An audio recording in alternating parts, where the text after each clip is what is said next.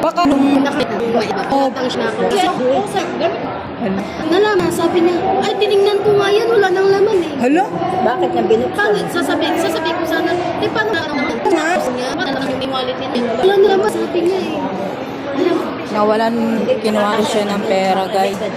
PR lang siya. Kawawa naman. React agad siya. Oo, yan yun na eh. Diyos na bahala sa kanya. Halata naman siya eh. Sabi mo ngayon, wala nang laman eh. Yung wallet ko daw na wala nang laman. Paano niya alam na wala nang laman yung yung wallet niya? Siya kaya ang lakas ng patuko kanina na Kawawa naman siya, guys. Binukutan siya ng 1,000. Nilapag lang yung wallet naman sa niya. kanya. Natapos ko pa dahil na. Wala naman sa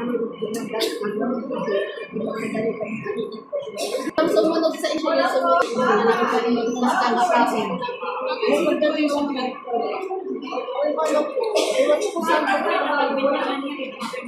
Hindi kasi sabi niya kanina, tinignan daw niya yung wallet niya, wala niyang laman. Ano niya?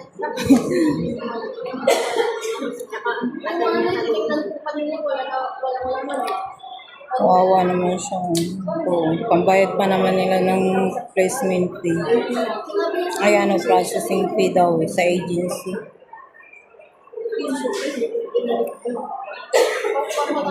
Kawawa naman siya. Wala na sa pera. Ingat pa lang po kayo po.